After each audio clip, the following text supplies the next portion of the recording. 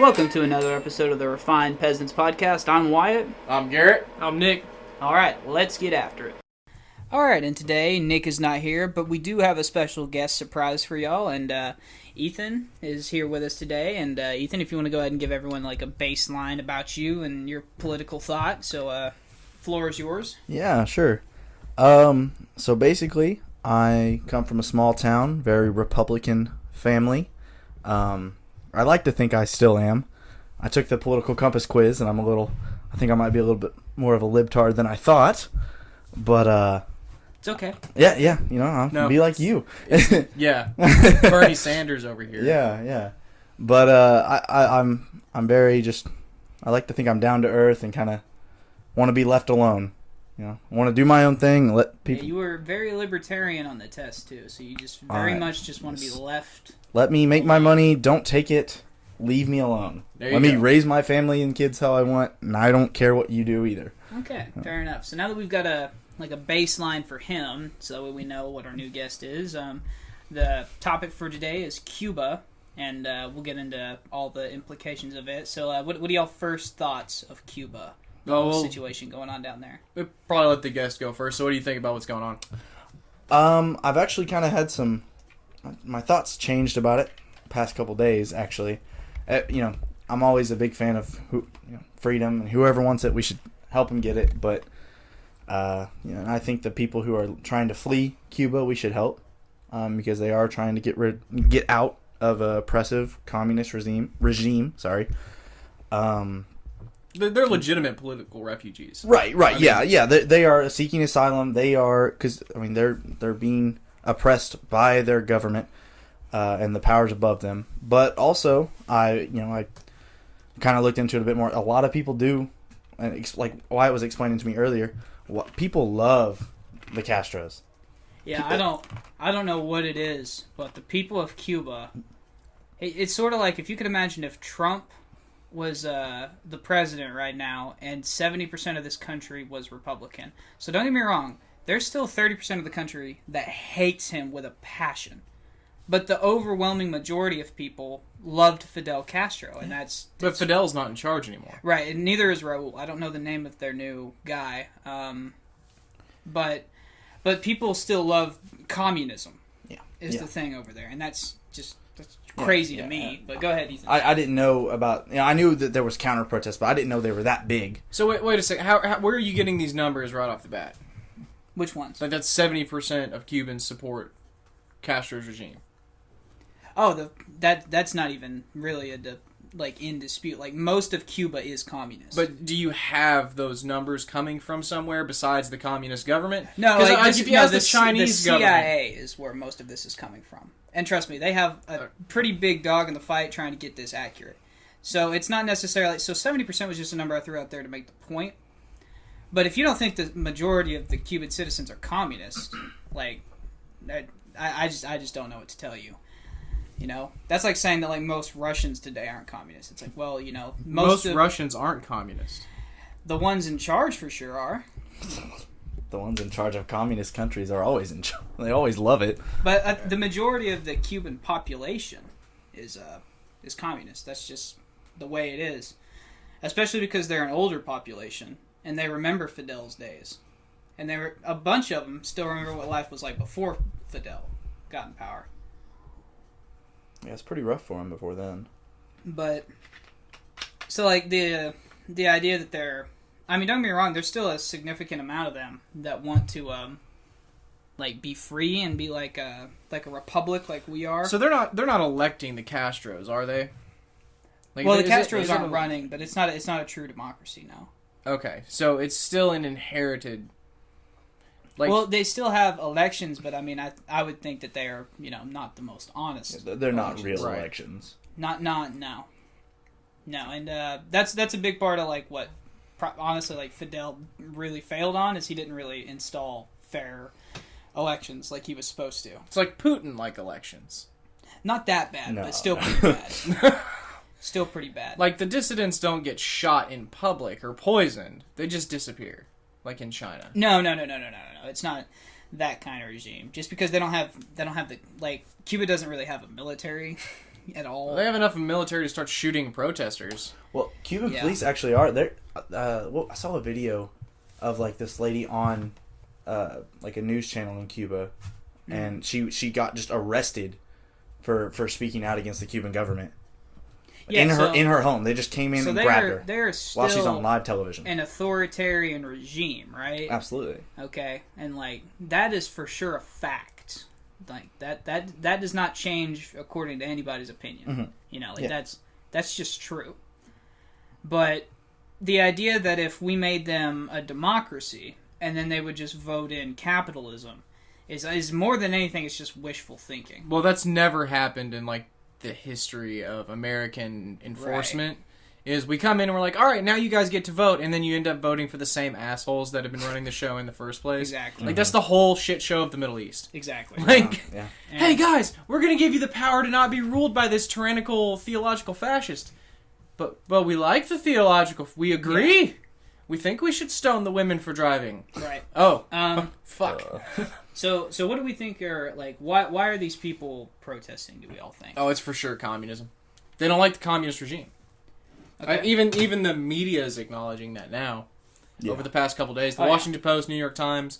So they tried to play. Joe Biden spoke out against it. Yeah. Well, so I have a little bit of a beef with pretty much everybody because when it first started, everyone was like, "Well, you know, the Cubans are protesting because they don't have access to the COVID vaccine," and I'm like, "Yeah, you're full of shit." And that went on for like 2 or 3 days until finally it was like, okay, no one's buying that they're protesting COVID vaccines. Right. They're protesting communism. Yeah. So, the BBC, so given that a lot of the country is communist, the BBC reached out to all of these protesters, like the big ones, the guys in charge, and they asked them, like, why, like, what is this, what are we trying to gain here? And the 3 biggest things that they came out was the coronavirus has made their country even more of a hellhole than it was for the average citizen.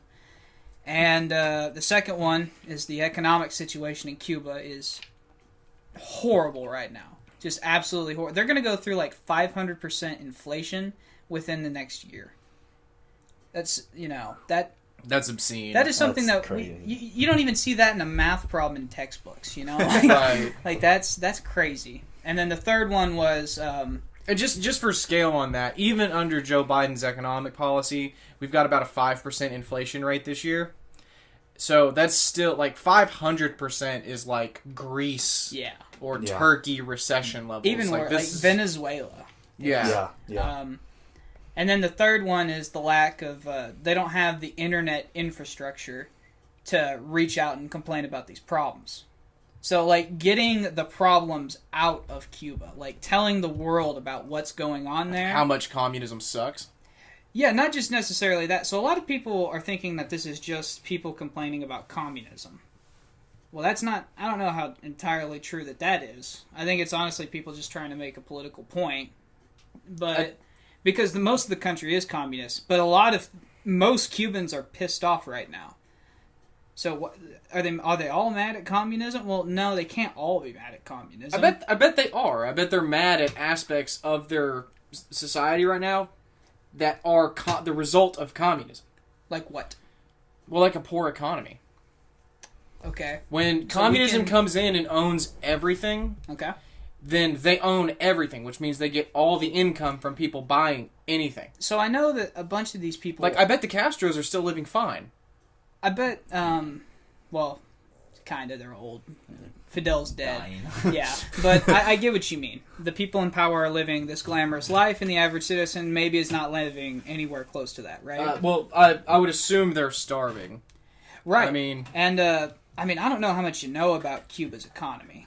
Basically, they've got sugar, tobacco, and mostly oil. Molasses? Oil. Well, I know you weren't trying to say molasses, but... oil and natural gas, petroleum, anything like that. Assumed from ocean drilling. And within their little island is full of oil. Just natural. They haven't really mined it since America used to own a lot of their mining in the 50s till Fidel took over. And, well, the U.S. didn't like that. So we put an embargo on them.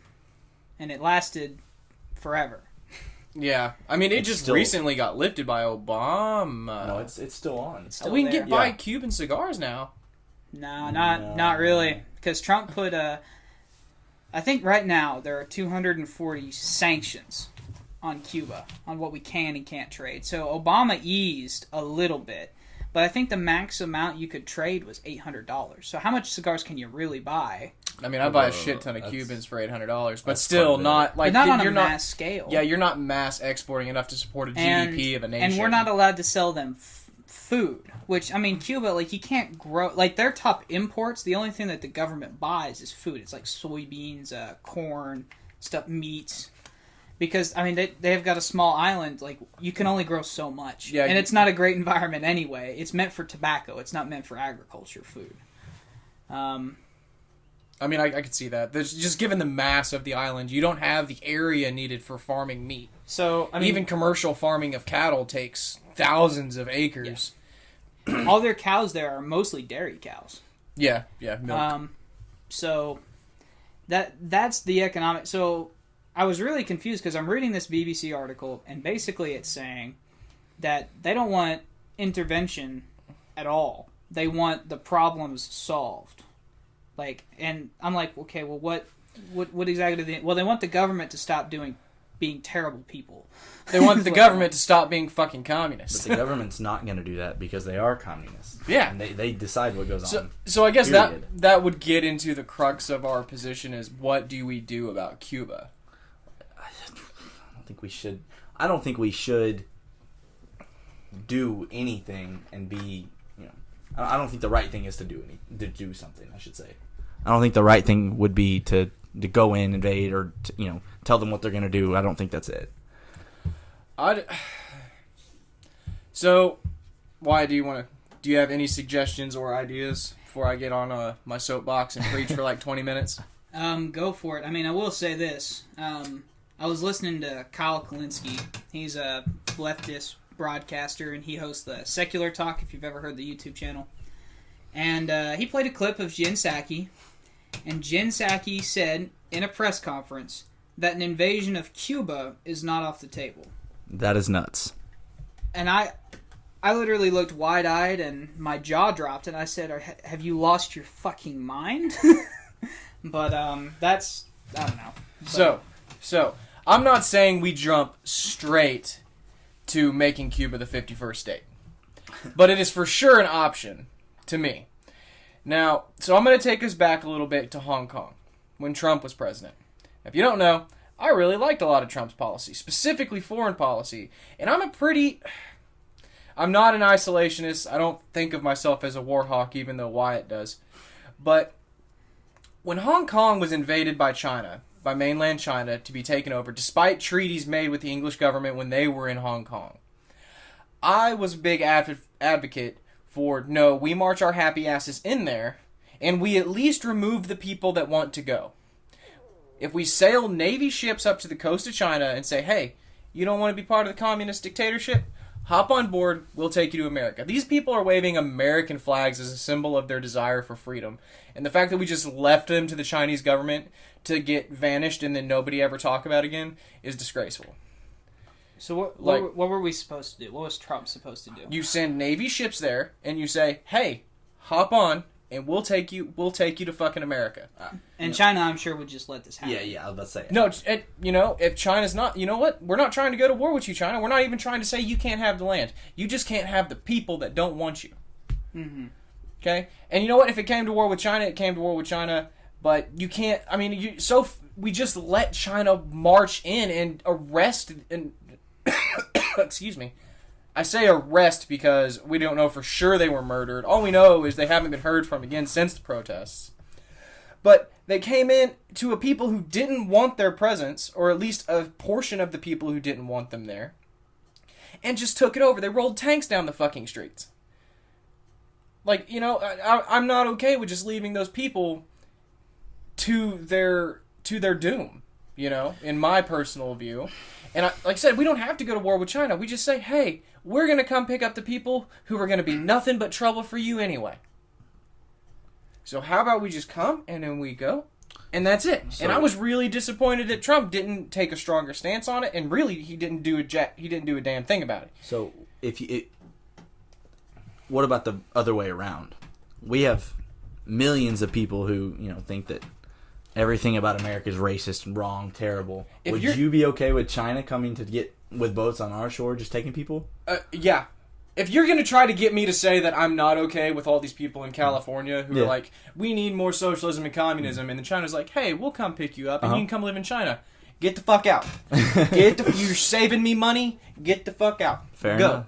If you want it so But bad, go get it. You understand in that example, you would be not defending necessarily your own. You would be China, or not you, but that we would be China in that example, right? Yeah. So like, What do you mean? So like if China marched to our shores and demanded the liberals and the communists here, right? We do not hand them over to China. No. And I'm not saying that China hands over the people of Hong Kong. It's just get the boats there and say, hey, if you want, load up. And how do you think that would play out? I mean, so China's probably going to be pissed off depending on what portion of the population of Hong Kong left. Because one of the big assets of taking Hong Kong was the economic prosperity of the city itself. But what are they going to do? Like, are they going to attack U.S. ships? Do it. It doesn't have to be war. America's not the aggressor in that situation. China defied a treaty with the UK to invade Hong Kong. Okay. And we just treat these people as asylum seekers? Yeah. Okay. And we bring them here. I'm not saying we go to full-out war with China for invading a city. We just go. So we should abide by treaties then, right? It's weird for an American to say that. What do you mean? So if China signs a treaty, even if this was back then China, this is not Communist Republic China, right? This is a different dictatorship, right? But they did make a treaty with Hong Kong that they would have their free sovereign state, correct? Okay. Yes. Okay. So we should, all countries, right, borderline, across the board, should follow treaties, right? Countries should do what's best for their countries. Oh, then yeah, so China should have taken Hong Kong then. And we should have gone in and helped free the people who wanted to leave. Is that best for our country? Is that really... Taking in freedom-loving Hong Kong people? Yes. It's war with China you're asking for, yeah. and is that what's best? Oh, no, we have to go to the war with the country that actually has slave labor and concentration camps and invades freedom-loving individuals against their will. You understand... Oh, no. So you understand we're not defending China. No, not at all. By no means. No one on this podcast, I can promise you, is more anti-China than me. I promise you. I'm just not saying let's go to war and it doesn't have to be war. And let's spend 100,000 soldiers' lives like it's candy. It would be war though. It doesn't have to be war. All Trump would have had to do is send the ships and say, we're going to take the people who don't want to be here. And would China have let that happen? No way. Not a chance. Not a chance. Maybe not. We're saying what I'm saying is if China would be cool with it and allow it, sure. Bring them on. But there's no way, and you're talking about countries doing what's best for their own country. But I completely agree, and the fact that it would mean war with China is why I'm against the idea. But you can't. If we're scared of war, we're just going to get bullied. Like the UK right now. The UK gets bullied around by any Middle Eastern country who's got half a backbone. I'm not so because so we much don't scared want to of go. We don't want to go to war. We don't want to be in the Middle East. We don't want to. Well, fuck. You got to draw a line in the sand. And when you start shooting protesters, you've crossed my line in the sand. I would say the UK is faring out pretty well right now. Yeah. Okay. What? It doesn't matter. What is there? Like what's going on that I'm not aware of? Like, did something happen in the UK? Are they on the verge of civil war and breakdown? Like, I don't know. Like, what did I miss in the UK? Like, what happened? Okay. No, I'm serious. What did I miss? Next point. I'm just not gonna get into it. Okay. My whole thing was we needed to do something to get the people out of Hong Kong who didn't want to be there because they had no hopes of fighting the communist government. It's a city-sized country. They didn't have the appropriate weaponry, and the communists were fucking marching tanks into their city. Okay, to execute them. There is no you don't protest the communist government. Doctors who were trying to blow the whistle on what was going on with COVID back in 2019 disappeared. Fucking vanished off the face of the earth. Yep. They have camps full of Muslims that are forced sterilization, forced abortions, and slave labor. Okay, so we should just, again, cross over. We are not at all absolving China of any of these But I'm just saying, like, correct? when they marched into Hong Kong, we knew what was going to happen, and we let those people either die or succumb to communism against their will. Okay, and what should we have done? I've said like 15 times. Not besides Go war, get 'em. because war is not really a viable option. Because most Americans don't want war. Was war a viable option against the Nazis? What do you mean? Like, so not the fascists weren't going to stop. Neither is China. They took Hong Kong with no consequences. They're going to take Taiwan with no fucking consequences. Then they're going to start taking Japan. Okay. Like, so what, we just let so Germany takes Poland. Oh, well, Poland's not that big of a deal. Germany takes, the Rhineland. yeah. And then, the Rhineland's in France, isn't it? I was going to say Belgium. something. Yeah, okay. Yeah. And then they take France, and it's like, okay, well, now we have to, now you've let them build up their power to a point where it's a world war. Now, China, it would be a world war right off the bat. Their land mass is just too big, and their military is too strong, quite frankly. But, so we just watched the slow march of communism until now it's going to be an even bigger fight. Now we have to take back Taiwan, we have to take back Japan, we have to take back Hong Kong. But the assumption here is that war is inevitable. Like War is inevitable. War. China is an imperialist nation going through and spreading communism. So you can't even mention on. the existence of Taiwan to the Chinese government without being Ethan, what are your banished. thoughts? I don't disagree that war is going to be inevitable with China, if you want the truth. That I don't know if it's going to be a year from now, 10 years from now, 50, 100, I don't know, but it's going to happen. And I think the only way that we stand a chance, meaning the Western world, the Western capitalist world, is to get together, all the European countries, us, Australia. Australia's big against China. They're freaking out. We need to come together and put our foot down on the humanitarian aspect. The slavery, that's not ever okay, and we need to kind of put our foot down on China and be like, look, this isn't going anywhere but here.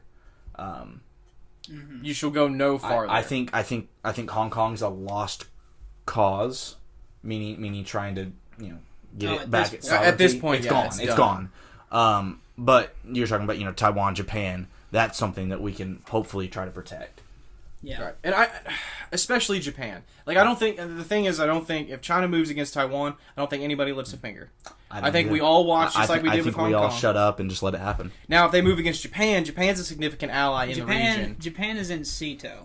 Okay, if they move against an ally like that, then it has to be it's game on. It's 100% war. It'd be the same if they attacked us. Japan would, by treaty, would have to help us. Right. Yeah, it's just the way it is. It's like NATO, just on the other side of the planet. So the whole reason, and I should mention that props to the Senate. The Senate passed the resolution that we are no longer importing goods that are manufactured in the region of China that they're using slave labor. Good. So finally, something beyond lip service got done about it. Now it's still not. Again, these people are running concentration camps. Like we should do what would happen if we did a war with China podcast at some point. But anyway, the whole point of me bringing this up is that it's not because of Biden president that I'm pissed off about what's happening and that nothing's being done. I was pissed off when Trump didn't do anything about Hong Kong. Because there is, we can argue about what had to be done, but something needed to be done, in my opinion.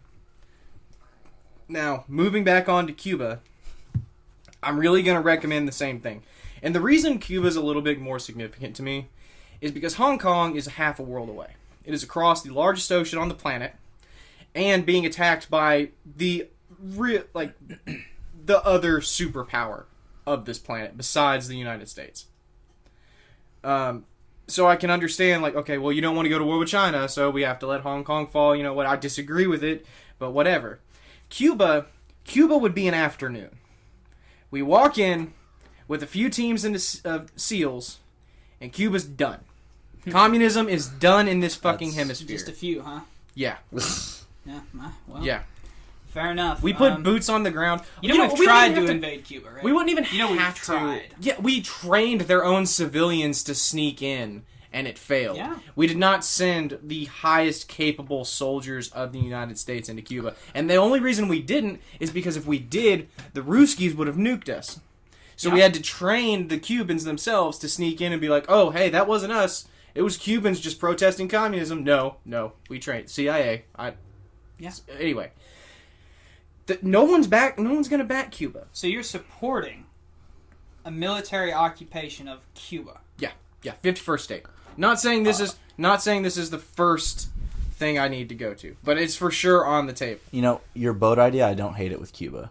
I mean, what's Cuba going to do? Go to war with us? No. Yeah. I still think it's a little far. It's a little more than I'd want to do, but... A little more. Just significantly more. Okay. Like because I at the start I said I don't think we should. I don't know what we should do, but I also don't think we should just sit back and watch. Right. Because there are people that are seriously trying to get out. I mean, they're making the 90-mile raft trip to the coast of Florida, which is fucking obscene. Did you see the white what's his name? I can't remember, but he released a statement that Secretary of Defense, right? I think so, but he released a statement saying, don't make the 90-mile trip. We're going to send you right back to Cuba. Yeah, but you can come across the southern border, no problem. Yeah, we're going to give you amnesty. So people seeking actual political asylum in our country, we're going to kick you back to get shot. Yeah.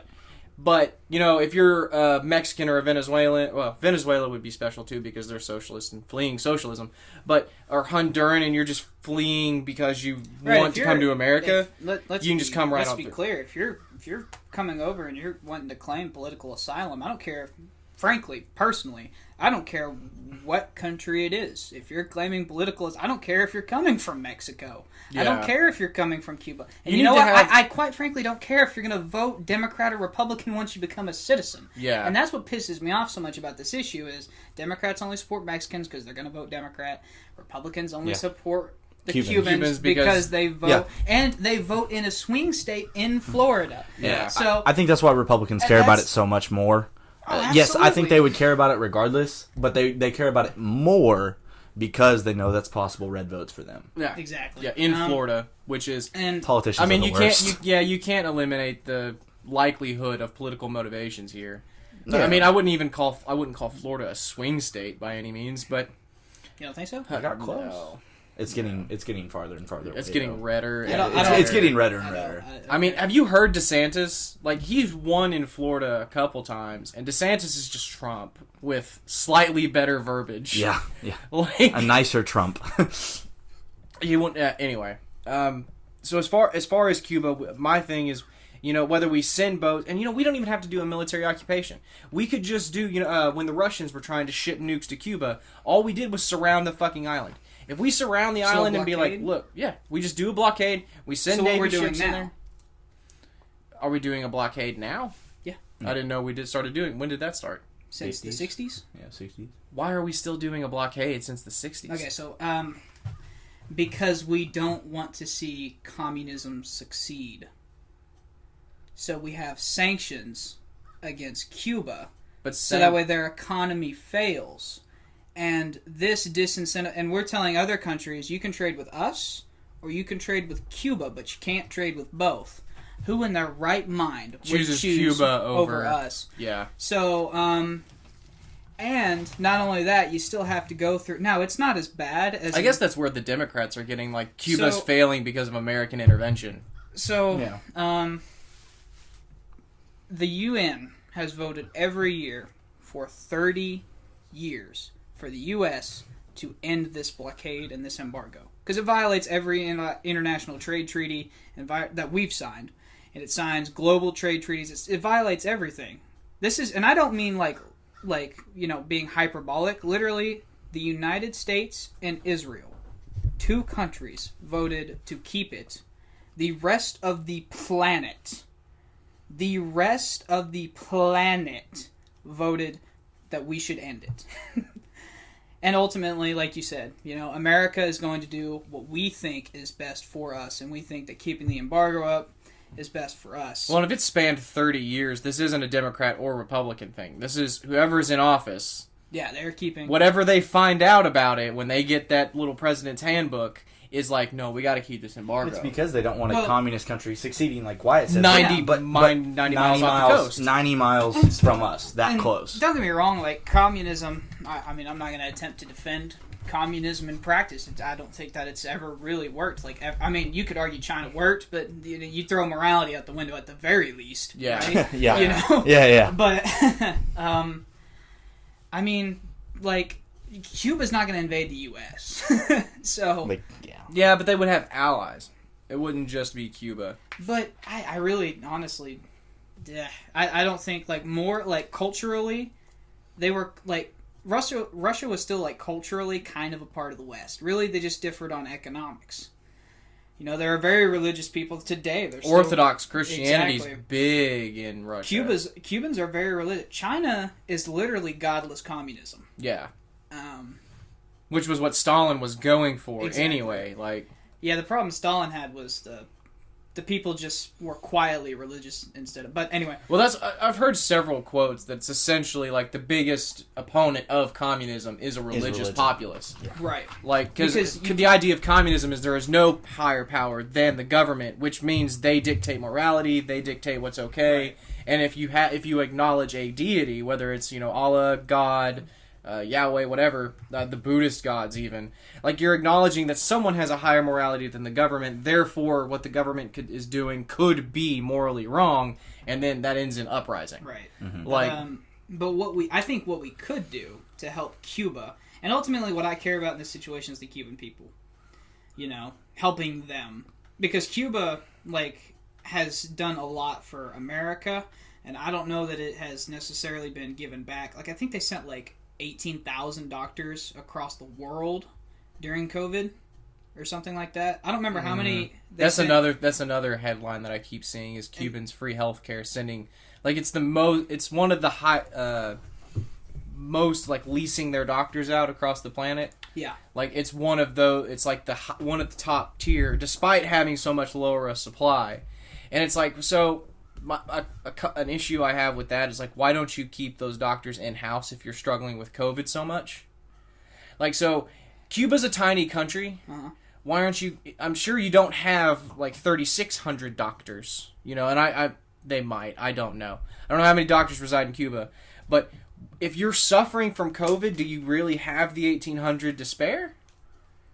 Well, so a lot of the problem is that they can't get the vaccine. They can't buy the vaccine from any... So they had to Because develop... of the blockade? Because of the blockade. And nobody will... So it's not like they can sell it to, like, say, France, and then France sells it to Cuba because, you know, France wants to trade with us, and they don't want to violate the thing. So Cuba had to make their own. And as it turns out, it's not the best. Universal healthcare, it doesn't pan out with vaccines? Well, it's not necessarily... It's a technology problem. Like, one of their biggest imports is machinery, too. Like, they're still driving, like, 1955 Fords there because they can't import new cars. Like, I mean, like, this embargo has basically geographically isolated them to the point where they can't trade with anybody, really. Well, their position really made that easy. But during Katrina, they sent... because they deal with hurricanes a lot, and they know how to clean up hurricanes very quickly. So when Hurricane Katrina happened, you know, Bush allowed a lot of Cuban, like, first responders to come in here and help us clean up rubble. I just, like, Cuba has done a lot, and again, this absolves absolutely none of that authoritarian regime crap that government is pulling, right? Like the not free elections. Like the shooting, the silencing protesters. of protesters. Like, I believe in, you know, freedom of speech, and I believe in the right to protest, and I think that these people are... The government has failed them on this front. And not only that, they can't complain about it to the world. Because they don't have Facebook. It's like China. Like, you can't go on Facebook in China and say, man, this Chinese communist government really sucks. So the government isn't censoring them. It's that they don't even have the infrastructure. So why isn't their government building the infrastructure? Because they make... When they send doctors away, they make that money. I don't know that you're understanding the whole problem of being so... Like, if you cannot trade with anyone else in the world, right? Or very rare countries, right? So, like, they can trade with Venezuela. Or Puerto Rico, or... No, probably not Puerto Rico. Or, like, Haiti or somebody, right? You're basically reliant on the resources you have in your country. Cuba doesn't have a whole lot besides oil, sugar cane, and tobacco. So how are they supposed to build all of this infrastructure that they need if they can't trade it with anybody. So you're saying by lifting the blockade, now Cuba can get more resources, grow their economy. They could then help their people more. And would help their people That's more. the thing. Would they? And I'm going to go ahead and say, fuck no. Well, purely, I mean, this is just, like, plain and simple. If we lifted the stuff, it would at least allow, like, so they're not completely communist. So, like, the tourist locations there, they're a lot privately owned. Right? That would at least, if we lifted the sanctions off of that, I mean, that would at least help what little private market that they have. And it would immediately help, like I said, I care about the people of Cuba. Okay. So here's the thing. We thought the same thing with fucking China. The exact same ideology you're going for right now. Wait, what? In the 80s, China was not part of the world stage. Nobody was trading with them. Nobody was doing jack shit. And then, I can't remember who it was.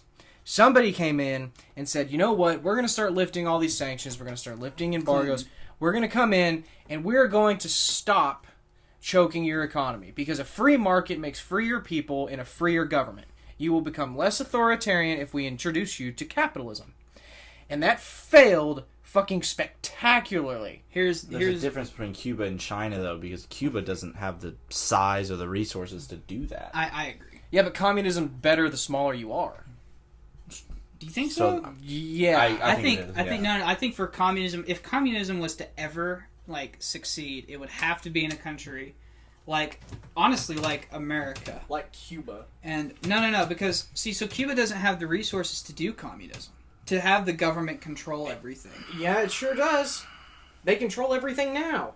And it's a shit show, isn't it? Yeah. But no one cares because they control everything. Would you You can't do anything. Listen to what you're saying. It's a shit show on the world stage. It's not a shit show. 70% of people are communists. So look. So if you wanted to succeed as a communist government, you have to have all the resources you're going to need in-house. Because really, besides China, and China just kind of cheats. They don't have like true like Russian communism or Cuban communism. They've got a pretty mixed economy. Yeah. To where they get the almost like the worst of both, but better the results. So they throw morality completely out. But so like the United States, we could grow our own agriculture. We could have our own oil. We could have our own energy production. We could have the resources we need for infrastructure. We have all that in-house. So I'm not advocating that the United States do communism. But I'm saying to have communism work out, you need resources that is diverse. And Cuba doesn't have it. I guess so. One thing. Go ahead, Ethan. You also need people who just don't have greed. That's a big thing. And because there's always going to be someone wanting to take a little bit off the top. A little bit more, and a little bit more, until you get to the top. Until you're Castro. Yes, or until you're Stalin. Or, right. I mean, because you think of Russia, they grew their own food, they drilled their own oil, they had that, but, man, that man was living nice. He had a food taster. I agree. I mean, do you have a food taster? What? No. I do not have a food taster. Do you think anyone else had a food taster? I do not think so. So you got that greed going on. There's less money going to everyone else. Mm-hmm. The way they built homes in Russia, the apartment complexes, they built them super tall, super fast, super cheap. Yeah. They were garbage. Right. They were terrible. And people like that in America who are used to private property, who owned it, who have it now, they're not giving it up. I'm not giving up mine. I'm sure you're not going to give up yours. Hell no way. Absolutely not. So there's... I believe in you got the greed problem, and you got the capitalism, free market economy established here. There's no way it would work here. Well, and... Now, at least. Yeah, and I absolutely don't disagree. We'd have to restructure so much to even attempt communism here. And it's all racist, so we should tear it down anyways. Don't. Obvious. That's what we got to do. Kidding. And it's not to say capitalism doesn't have its problems. I mean, greed is a problem no matter what economic system, because it's an economic system. You're going to have greedy people. Yeah, you got greedy people on Wall Street, just like you got greedy people. The difference is the greedy people on Wall Street don't become oligarchical politicians that then run your life. Right, they just buy them. Yeah, they just buy. No, they just buy. Yeah, they just buy the politicians you elect, and it sucks. And we should end lobbying. But which, I mean, just that's something we can do without gunfire here. Yeah, right. Yeah. Well, sort of. Kind of. So, I mean, I think lifting these sanctions. Don't get me wrong. There is no reason that we should have zero sanctions on Saudi Arabia for moral concerns, right? Yeah. and have Yeah. 240 on Cuba. And to be honest with you, the biggest reason we have that many sanctions on Cuba is at this point it's a part of American tradition. We are just, like, they had the audacity. It's just they like Israel. Huh? Just like Israel is protecting Israel. Mm-hmm. So they had the audacity to try and stand up for themselves against us on the world stage. And for a lot of people, they were embarrassed, like you said, that we didn't just go in there and show them who's daddy in the 60s and stuff. And we should have. I don't think that... We nipped that problem in the bud. We don't have this problem in 2021. But I'm saying, like, you know, fighting Russia after would have been the problem. Would have been, oh no. Nukes. Nukes. The suns are dropping. Yeah. It wouldn't have mattered. They'd have dropped nukes on us. I think that would have mattered a little bit. Yeah. That's just me. But New York wouldn't be there. So I live in Oklahoma. I don't know. But like, I mean, there's no reason to have this many sanctions. I mean, you're talking about, like, sanctioning, like, you can't send equipment to Cuba that's not 50 years out of date. Like, come on now. So, like, or it's actually more than that now. I think it's 60, 70. Yeah, 70, Since the 70. 60s. Yeah. so you're advocating that we remove the embargoes from Cuba that have been maintained by every president for 30 years for whatever reason. There's obviously reasons there. Well, And if you're going to say it's just because, well, the last president, like, Trump gave no fucks. Well, If he thought it was economically sustainable for us to remove the embargoes on Cuba, he's the guy who would have done it. well, no. So this is not about what's... The embargoes aren't there about what's best for us. It's about what's worse for Cuba. So why do we have to fuck Cuba? Because What's they the thought are process there? They are communist, and we as American capitalists cannot have any example remotely close to communism succeeding, because that hurts the message of capitalism. But we don't do China. And that is, well, you know, we tried to, and we should do China, in my opinion. Like, if you want to really, like, sanction a country, sanction China. Yeah, for all China's the one stuff. to be sanctioned, But and the you wanna know world why needs they to do don't it. do that is because there's, you know, we would lose money, and like we said, we're bought and paid for by people on Wall all the Street. LeBron James or who's the new big one? Basketball is such a small... It's so low on that totem pole, man. It's super. Apparently not, because everyone kowtows to him. Hollywood kowtows to everyone him. does, yeah. In the NBA, like it's fucking disgraceful. Every time I see a professional NBA player come out and defend China's actions, I'm just like, fuck you. Like, I hate it's you. not them that they're cowering to. It's the people on Twitter that would cancel them. That's who they're cowering Yeah, to. it's I mean, that's that. I don't even think it's that. I think it's their pocketbooks, guys. Yeah. Yeah, No, that's what I'm saying. Yeah. Like, Like, this there's is America. The only thing, nothing, no Bible, no Constitution, none of that. The thing that matters in this country is The the dollar. almighty dollar. See, that's no. I don't think that's true And that's- for everyone in America. It doesn't have to be true for everyone in America. I think it's just true for the majority. for the ones in power, at least. Yeah, right? yeah, the ones you who- know? yeah. The ones calling the shots. well. And, you know, I wish this country was ran by people who were like, no, that the stuff that they're doing to the Uyghur Muslims, for that reason, we won't trade with you, period. You know, like, that's... And we should. The problem there is that it requires a sacrifice on the part of the American citizen that the American citizen is not going to be okay with anymore. We've derived such a consumerist culture that is now based primarily out of China that if we were to embargo China with the same sanctions we embargo Cuba with, people would have to bankrupt the American economy. Probably. yeah. We'd have to get our goods from somewhere else, and I don't know where we'd get them from. Because the thing is that, like, not only do we ban trade with China, we ban trade with anyone who trades with China.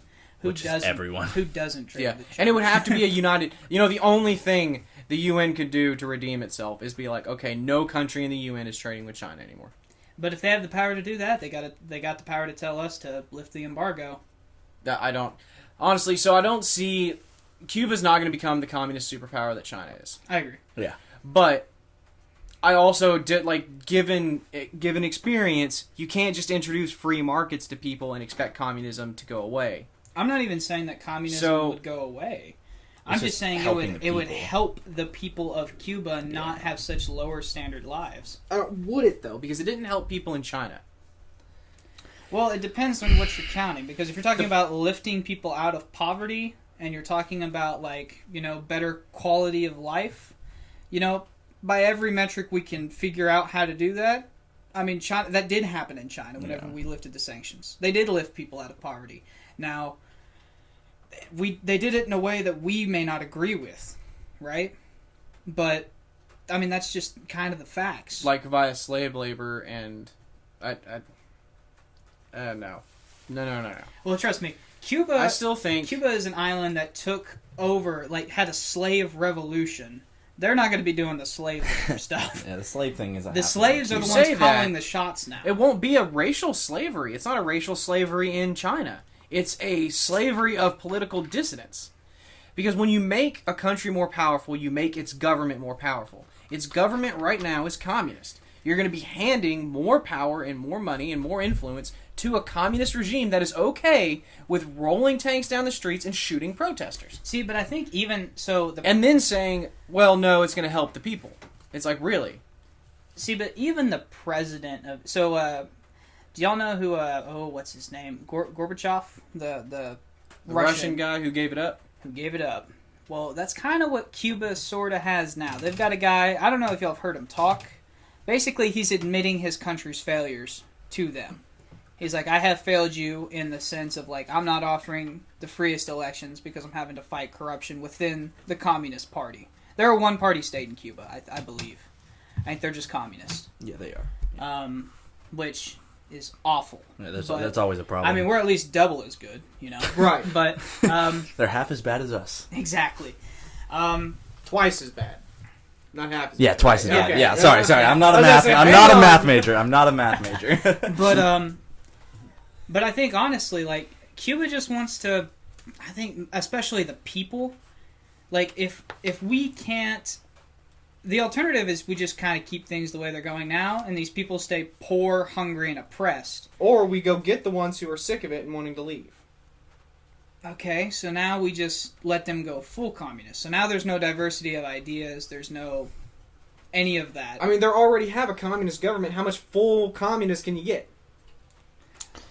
You've elected a communist regime. Yeah, I mean, like that's So we go get the people who don't want to be part of the communist regime anymore, but don't have the ability to vote it out because you can't vote out communism. And you just take them and they don't even have to go to Florida. Like, fucking put them wherever they want. Give them political asylum. but they're not all political refugees. Because it's not When you're shooting people who disagree with your political style, you are disagreeing makes you a political refugee. right. If I were to march into Iran and say women deserve the right to vote, when I come to America, I'm a political refugee. They literally tried to arrest an Iranian American woman for espousing feminist rights in Iran. So look, Like, but for number one, we can't take that many immigrants on a mass scale. oh, the fuck we can't. You know, The influx of immigration we had earlier this year, the population of Cuba that we're going to take, if it's only 20-30%, it's not going to touch that. oh no, we couldn't. I'm saying, like, there's no tangible way to do this. But we have aircraft carriers You that I don't know what Pack them all in just gotta C-130s. pack them in Yeah. like sardines. Huh?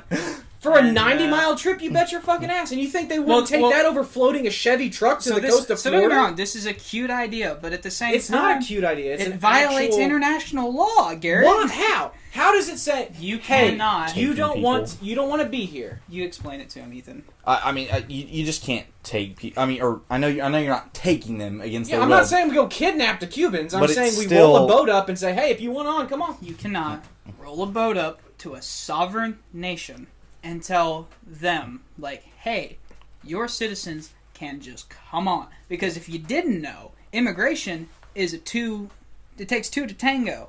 It's, hey, you can go from Cuba. It'd be like, hey, you can go to the United States, and the United States says, yes, you can come. It is not a one-person thing, because the one-person thing is actually what you're getting pissed about the Mexicans doing. It's the we don't want any more illegal immigrants, or any immigrants, and Mexico is saying, too bad.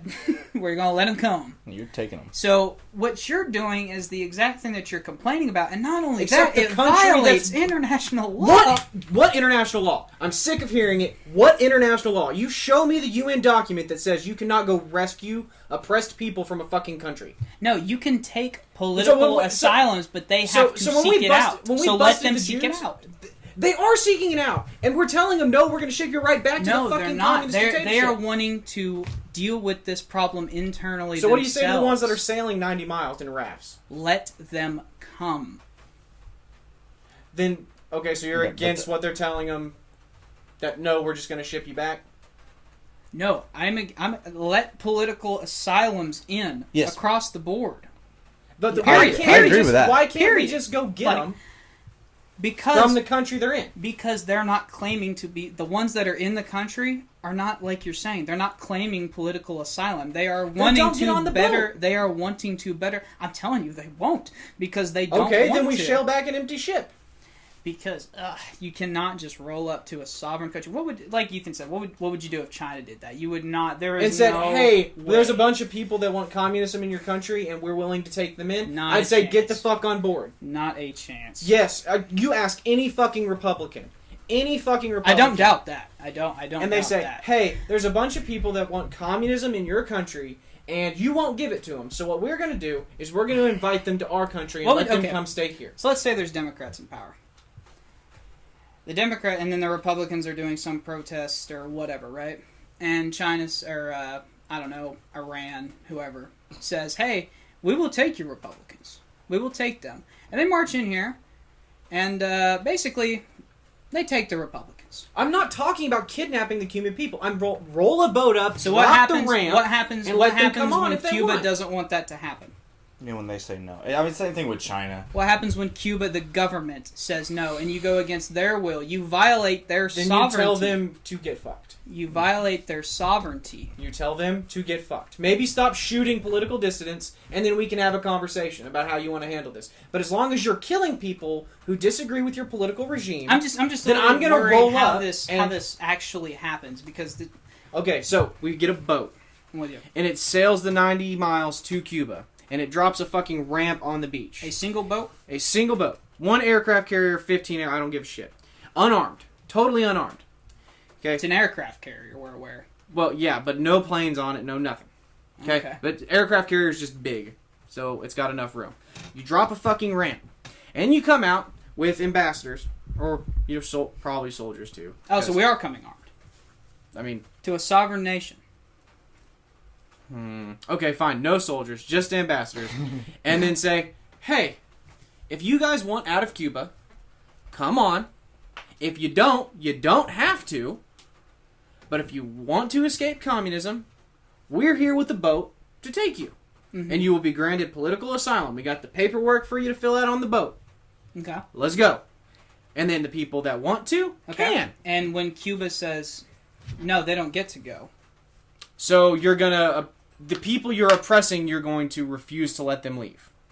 And that makes America the bad guy for coming to get them. I'm asking questions. I'm asking how this works. Like, what does America do then? What would you like Joe Biden to do? One, if Cuba says no, and then they start rounding them up and refusing to let them leave, then it's like, okay, well, we're going to come get them. Okay, so war with Cuba. Yeah, an afternoon. Okay. Like, war's a little bit... It would be an afternoon until you have to deal with the rest of the world. Oh, would it be an afternoon? We've been fighting... It would be a fucking afternoon. Really? How long have we been fighting these wars in the Middle East? Yeah, it's not... The Middle East isn't an island. No, but a bunch of them are, there's not a whole lot to fight there. You're going to tell me that, we're going to take 20 years to fight Afghanistan? A lot of land mass for them to hide, and a bunch of caves and for them to disperse in. So we're going to fight in a savannah jungle, is what we're going to fight in. You know what? If it keeps them from killing people who disagree with them politically, yeah. So instead, we're gonna make Cuba. I was okay with going to war with China. I'll be okay with going to war with Cuba. We're gonna make Cuba a war-torn country. It's already a war-torn country. It is not. Super is. Super not. It will. It will be like a war-torn country soon. With 500% inflation. If we do what he's saying. Yeah. Okay. Well, I mean, it would be then. What I'm saying is worse than 500% inflation.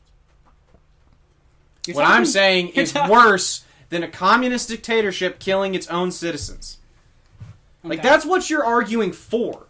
No. That is. If you're saying that you are confused on a fundamental level. That is your opinion. Entirely disagree.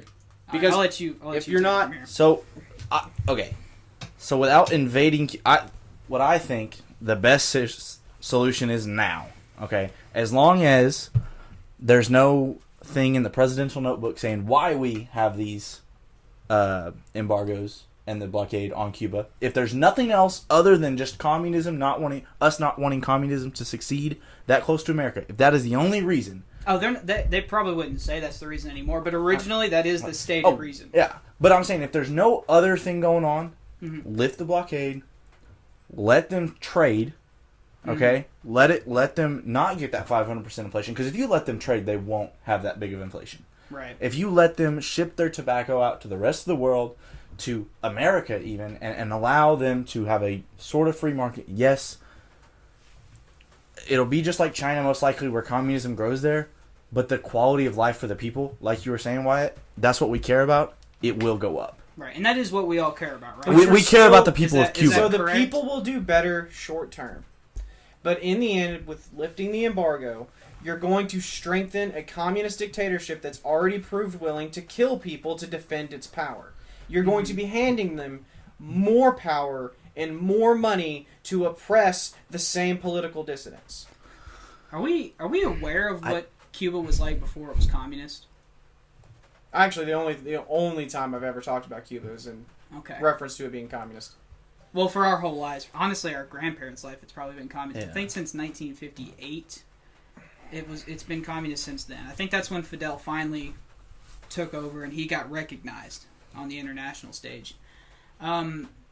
Batista, the guy in charge before, was horrible. He was a U.S.-placed dictator. We put him there. And he ran that island so bad that a socialist communist was able to in the West was able to get enough people behind him to overthrow a capitalist dictatorship. I don't even know how that's possible. I really don't. I don't know today how he did it. Basically, he got the entire island on board that this motherfucker has to go. And I think according to the CIA, Fidel Castro, over the course of like 60 years, killed 2,000 political rivals. According to That's the CIA. I know that's 2,000 lives. Yeah. I understand that's 2,000 too many. Over 60 years, and that's nothing compared to how much Batista killed in the 7 years he was in charge. Then we should have went in and replaced Batista. We put Batista in place. And see, that's the problem. So every time the U.S. intervenes, we take down a leader, we put in a new one, he ends up much worse. He destabilizes everything. Poverty and lower standard of life. We ruin everything we aim to accomplish, including the furthering of freedom. Which What I about think South is Korea? They were never fully... Like, we didn't replace anybody there. Oh, so the counter to your tirade there just doesn't count, right? Well, how much have you looked into the Korean War? Because if you didn't know, it was a civil war. There was no one person in power. We just sided half of it. So no, it's not like they started out as one country, and then, we took it over, placed a new guy in, and then they split. No. They were already What about ongoing Japan? a civil war. What about Japan? We intervened in Japan when Japan was an imperialist fascist power. And what happened to them? They're now one of the leading producers in the world. And what did we do to solve that? We dropped 2 suns on them to end their bullshit. They changed their system. They are no longer an imperialist They did country. it within. They did it within, which is what I'm advocating for. I am advocating for what South Korea did, for what Japan did. That is what I am advocating for. We have to help them spread democracy, and we have to help them spread freedom. And how are they going to do that when they're forced? How are you going to do that when anyone who tries to espouse those ideas is getting shot? I don't think it's anyone, because I don't. There are lots of people. Quick Google. I'm going to find out how many Cubans have been shot by the government. Okay. And they'll tell you the truth. That is fair, and I understand the reasoning. So I am not at all defending the horrible stuff the Cubans or the Cuban government is doing. No. They have failed the Cuban people. Okay? Well, see, that's another thing. And the Cuban government doesn't want a new country. They want their country to do better. While still retaining all of their power over their peasantry. No. Really. Because the guy you said's in charge now is the guy who's like, I failed you, we're not holding free elections, we're not doing this. Oh, I thought you meant the protesters. I thought you meant the protesters. No. Okay, so what? Restate the question then. I'm sorry. I misunderstood. I can't remember it now. Okay. I super it just escaped me because my Google results popped Ethan, up. any thoughts? I still think the best possible way, like I said, if there's no other reason other than just communism thriving, because it would do well. At least 4 days ago from the BBC, at least one confirmed dead and 140 plus arrested or missing from the protesters. Okay. That is one too many. We would agree. Absolutely. At least one too many. You know, I'll give you the bit. 140, right? Okay. 140, way too many. The guy who's doing this is the same guy earlier you were saying, like, well, he's trying to give up. No, he's doing everything he can. So the military's acting on its own? No. So he is telling his people that, we have failed you on all of these set issues, right? One of them... But I'm going to keep power, and if you want me to give it up, I'm going to We don't know what his solutions are. We know... We know at least what 144 of them were. We know... this was probably after this. I think he said this yesterday morning. Friday morning. So... But, what he is advocating for is increasing their standard of living and lifting these... So, most of the only economy that they really have, like, privately... But if he really wanted that, he could step down and hold a fair election. Yeah, they're mostly tourist economy. And what happened to tourism during COVID? Does anyone in this podcast know? Yeah, it died. Okay, so there went, about roughly a third of your economy, and of your private economy, over half. So whenever you have the only people with private wealth, and they're doing horrible... Well, those are the same people protesting. No, they're not. They don't want a complete overthrow of the government. They want things to go back to how they were. They want things to go back the way they were, where they can have their private land and they can make money off of their things. They want not communism. And they want, in a way, they want to go back to the way things were for them. And there's nothing wrong with that. I'm not saying there's anything wrong with that. But my argument that I was trying to make right now is the guy you're saying is like Gorbachev, who is like, I failed you and I'm really going to give this up and we're going to host a free and fair election for you guys to choose a new governing body. This guy in Cuba could do the same thing, but instead he's disappearing 140 people to defend his power despite his lip service, which if he came out on Friday is probably just a response to Jen Psaki saying, hey, we might march in and destroy you. That is a problem. Yeah, it could be like this is a contradiction of thought. Because you can't say he wants what's best for his people while he disappears 140 of them to maintain his own power, despite being shit. Do you think the only reason he came out on Friday and said that was because of what Jen Psaki said? I don't know, but I think it's possible. He's going to do anything he can to avoid U.S. intervention because no one wants that. Well, Cuba doesn't want that smoke. Right. Yeah. The American people don't want it either. The Cuban people... The Cuban people don't want that either. No, they don't want us coming in and invading. They don't want that.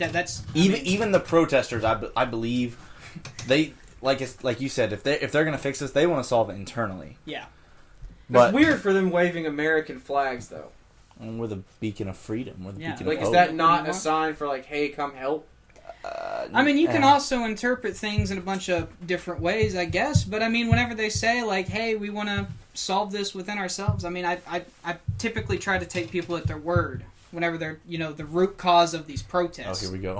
You know what I'm saying? Like, I don't think the solution is going to be removing these embargoes and giving a political dictator who, despite his lip service, is still disappearing. And this was 4 days ago, so probably more at this point. I don't know for sure, but were people disappearing before COVID? Like, no, these are from the protests. Okay. I mean, I'll say this: like, I don't. So the Cuban government is bad and needs to improve. I will say that as many times to kind of just hammer it in. But they have a pretty decent history of not like executing publicly political dissidents. This is really, honestly, since Fidel's thing, like his own revolution, this is the biggest protest. But here's a part that's not really getting talked about. The counter-protests are even bigger. Like, is that just something that we're going to, like, ignore? It'd be like if we had 80 million people protesting BLM, BLM, BLM, and then we had 100 million, probably double that, because that's the protest on the counter-protest side are So where's your bigger. reference for how big these counter-protests are? What source do you use? The BBC. is who I'm getting most of this from. But the size of the counter-protest, they're saying, like, we are Fidel, that's, They have banners of him. Yeah. Yeah. They got banners. Actually, most of the footage you're seeing Are any of the pro-communism ones disappearing? I would assume not.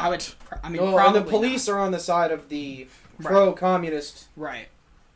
Yeah, I would assume probably not. I mean, I wouldn't want to say for sure, but probably. Well, and on the, people didn't, try to protest or anything after Castro. Yeah, because he fucking killed everybody who was going to try to protest. And once you kill 2,000 people for trying to protest or fight you, everyone else kind of falls in line.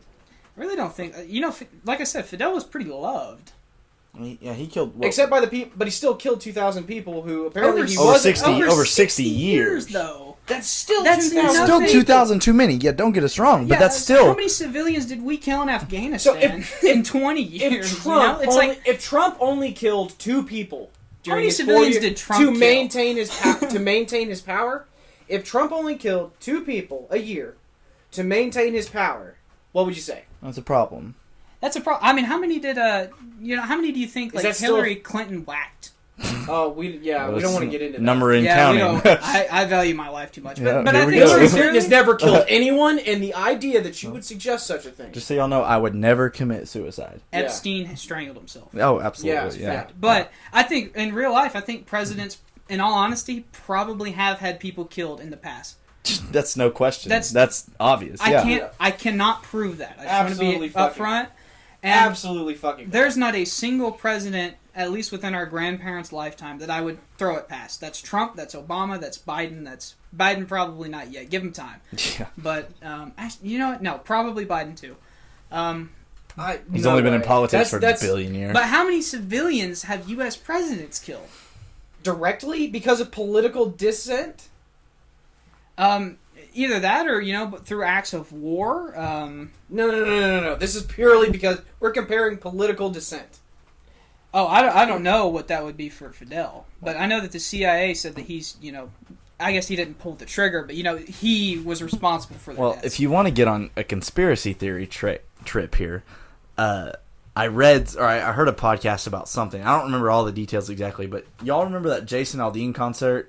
Like 6 years ago, they shot from the Vegas window, the Vegas hotel window. I don't know. There's a big conspiracy saying that the government was trying to knock people out of that crowd because the window's not broken. Just take all this at face value. Like there's a lot of weird shit. The window that he shot out of does not open, and it was not broken from gunfire. Where did these bullets come? I watched Hangover. I know Vegas windows don't open. You're telling me no one saw him walk up with that many guns to that floor? But don't we have footage of him doing it? He's got we got footage, right? And there's somebody else that you can see, or it looks like there's somebody else that's just out of frame. Who are they trying to kill? And then they instantly had him cornered in a stairwell and still shot him instead of taking him alive. Really? So there was no questioning. Interesting. It's a weird... it's like a Jack Ruby and Lee Harvey Oswald type thing. Oh. Sounds like we should dive more into this. Just really quick. Who did they get who they were trying to kill, or? I have no idea. I don't know, but I remember it was about a year ago when I heard this.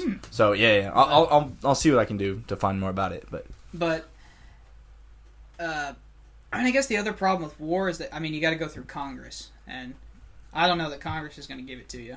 Not for military occupation, you don't. Just wait until 2022, we'll and see. we get the Reds in there, baby. And then it's all bets are off. I think for war, it's got to be. For open it's a war, higher it's standard. It's 2/3. 2/3 of Congress. I was about to say, I think it's a higher standard for war. war. But we haven't had a legitimate declaration of war since 2001, and we basically, like all the other nations that it didn't apply to, we just occupied. Yeah. Because the president has been given incredible amounts of power. So much power. It's nuts.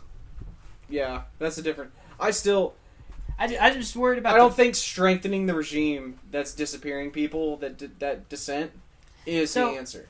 So don't get me wrong, this government has done a lot of bad, but it's also done a lot of good, and a lot of good that directly helps a lot of America, like the Katrina example. They've been very humanitarian throughout this COVID thing. regardless of what your opinions are about COVID, they were... But they're doing it all for self-gain. Why? Because They're getting to lease these doctors out, to lease the cleanup crews. They're getting money. They just can't get nothing, can they? Huh? Yeah, we're just gonna expect it for free. Yeah, they just can't do anything, can they? I mean, they're not doing it out of the goodness of their heart. Yeah, we agree on all that. But they're not doing it all purely. of that money is going to strengthen the regime. Yeah. I mean, I don't know about that. I think honestly, like, like whenever you send, if there's a humanitarian crisis like there was at Katrina, and they're sending good optics, and they're sending first responders to help us. I mean, I don't know how anyone can look at that and be like, yeah, well, they're fucking communists, so they must be having bad motives and da da da da da. Like, I just can't wrap my brain around it. Well then, Yeah, I mean that's just an issue you have, but I still like removing the embargo and strengthening this communist government that's already mistreating its citizens. I don't think is the right answer. Okay, and how do you like Joe Biden's response to this? Well, his first response through Jen Psaki or his actual response? Both. Like, start with Jen Psaki. So I don't like the whole playing cover. Like, well, they're upset about COVID because that's just horseshit. Right. Like, and I mentioned that to begin the podcast. They're not upset about COVID? I mean, they might be upset about COVID, but it stems from the way a communist regime operates. But as far as he supports the right of free Cubans to peacefully and patriotically protest, then by all means. I mean, it's good, I guess. I'm not happy with lip service at this point. And again, I wasn't happy with Trump paying lip service to Hong Kong. Like, this isn't a Biden thing. It's no, you're chicken shit. You know something needs to be done, and you're not willing to do it, but you're going to go out in front of a bunch of reporters and say, well, I really don't approve of this. That's like, I really don't approve of what, China's doing to the Uyghurs, but we both acknowledge that there's cultural differences. No, when your cultural differences are slaughtering people who disagree or because you don't like the religious practices, then I find that so laughable. Because our number one, like, practical ally who we trade with, who we interact with militarily the most, is the Sods. And you're going to tell me that the Sods, who will cut your fucking head off for being Christian and for talking down, and you're going to tell me that Cuba is worse of an authoritarian regime than that? No, we should probably stop any kind of interaction with Sods. I mean, the Sods, you pick the devil you know, because there's a lot of devils in the we Middle should East. not invade, and we should we invade the Sods? Are they right now, like, protesting against their No, regime? but if you're gay, they will cut your fucking head off, and if you're an apostate, they will burn you alive in front of your children. Yeah, so we should probably do something about that. Okay, so what would you propose the same thing for them?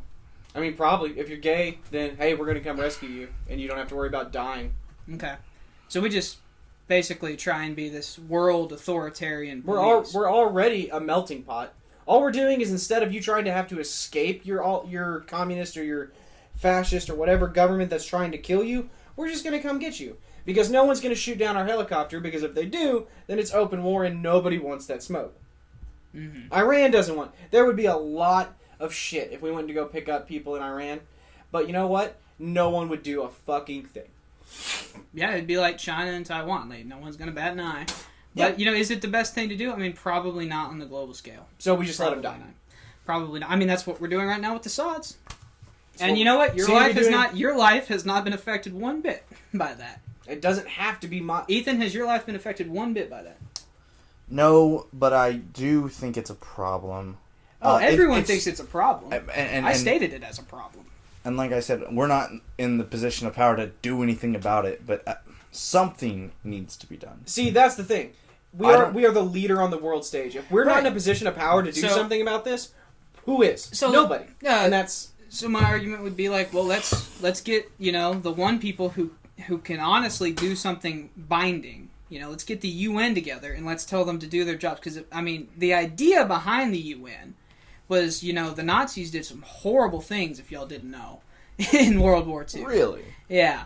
And the idea was that if they found out that you were a country doing anything remotely close to that ever again, they would come in and make you stop, or they're going to make your life hell as a sovereign country. We have decided that they no longer have that power and people can just do whatever they want anyway. Because they vote on stuff all the time, and we tell them to screw off. Yeah, so 90% of the time. Yeah, so like I said, I don't know how many countries are in the UN, like 190, 180, whatever. Something like that. All of them but 2 voted to stop this embargo. Yeah, but the UN has the Big Five, doesn't it? So you have to get everybody on board. I think they've got more than that now. It used to just Big be 8?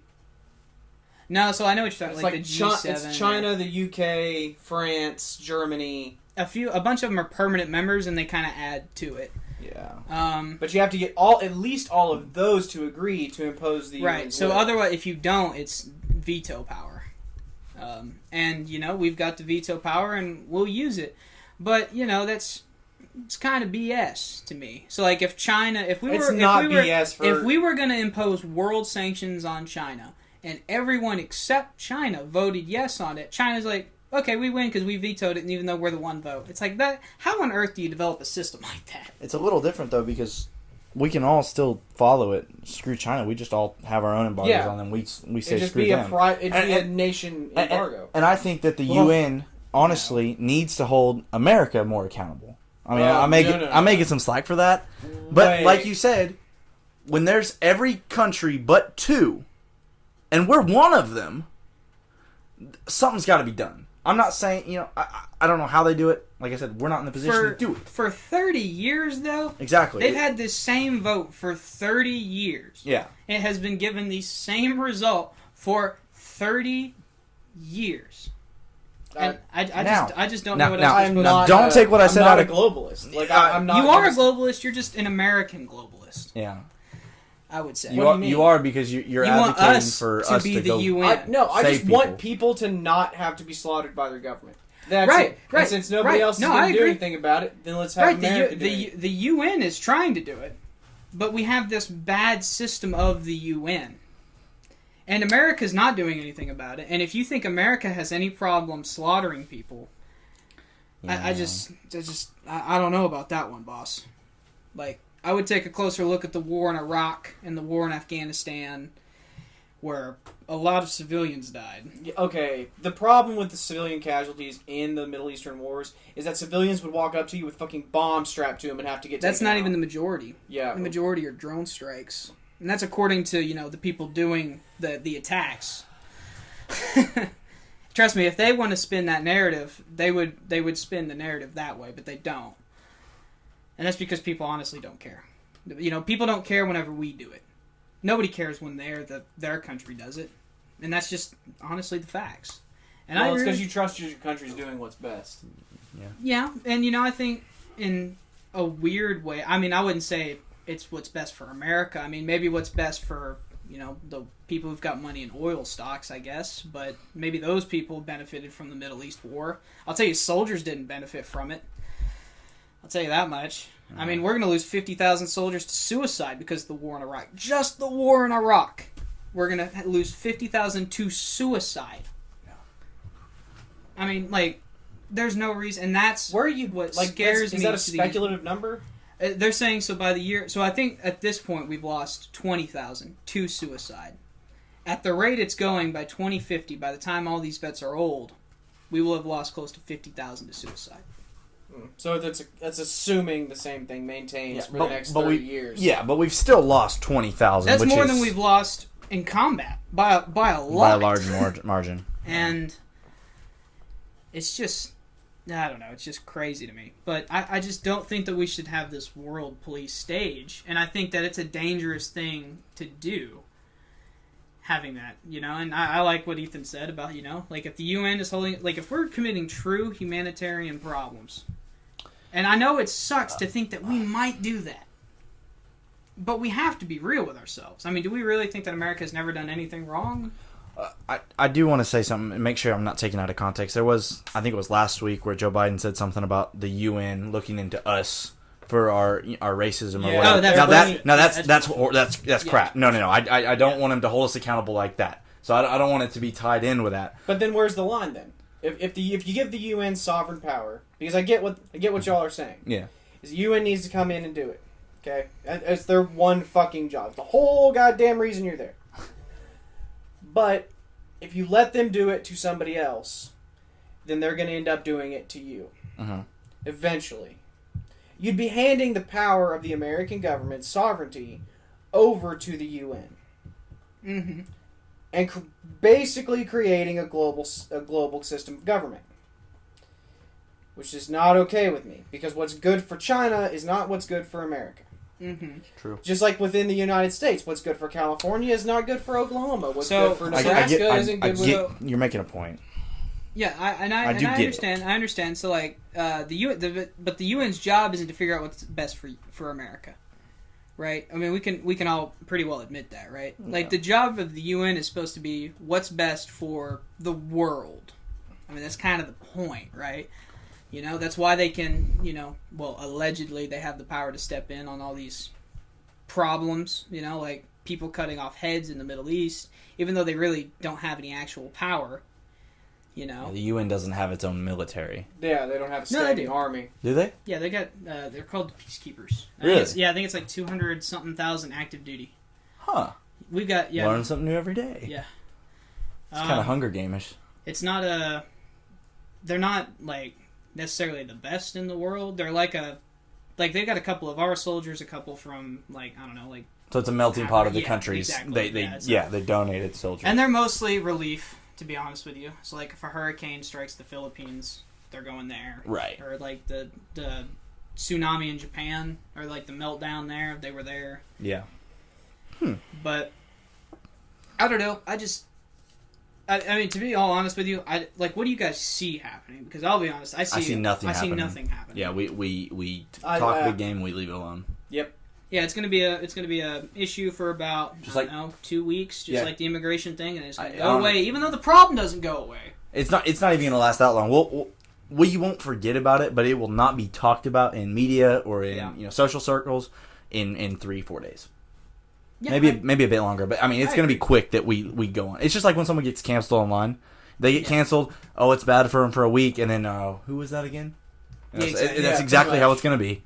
And that's rough because I think we can all agree. I mean, there are real solutions here. Yeah. But I don't. I mean, no matter how far you want to go, I mean, we gave 3. A couple different solutions. Yeah. I mean, I was about to say, no matter what side of the aisle you're on, you've got an option for a solution here to solve this. And I think, go ahead.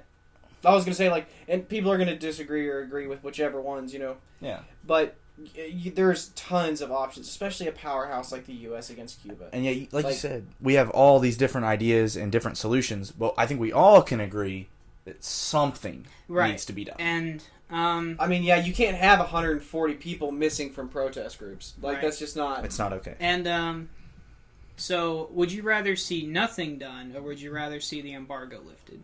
Like, as a start. At least a start. I'd rather see nothing done. Okay.